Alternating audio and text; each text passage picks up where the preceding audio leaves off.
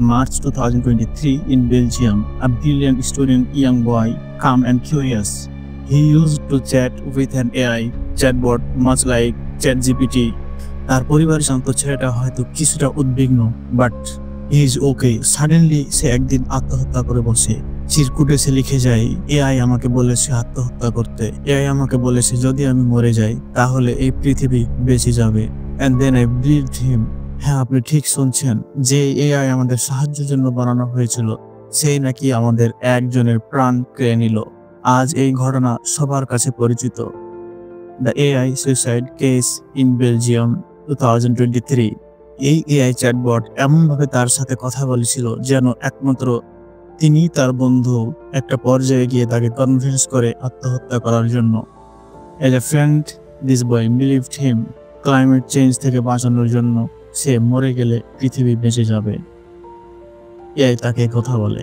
এটা শুধুমাত্র প্রযুক্তির ভুল না, it's a terrifying moral failure that we can no longer ignore. আজকের আলোচনায় থাকছে, is AI taking our jobs or our lives?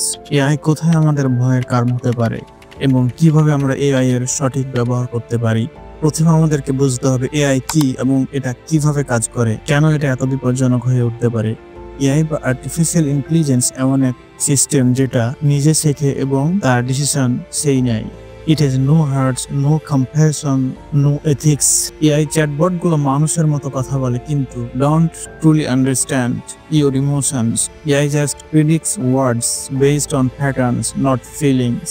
একজন মানুষ হয়তো আপনাকে সহানুভূতি দিয়ে বোঝার চেষ্টা করবে, কিন্তু এআই সেটাকে রূপান্তর করে লজিক্যাল সিচুয়েশনে নিয়ে যায়। তখনই বিপত্তি ঘটে। এআই এর আরো কিছু বাস্তব ভয়াবহ দিক।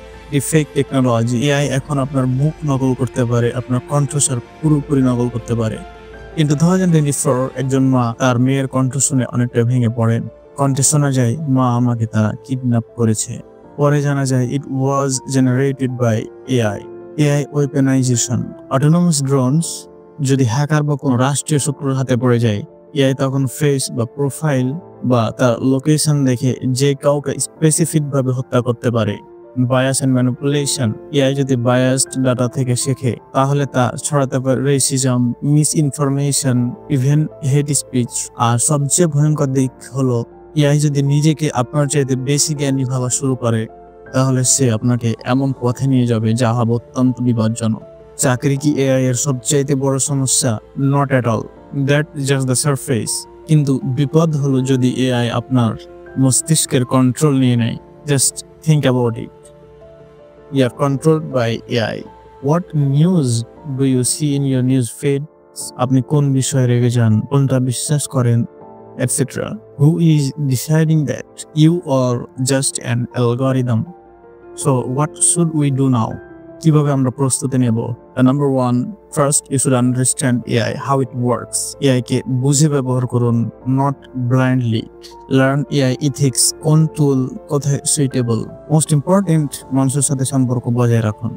AI cannot replace human connection. You can learn new skills.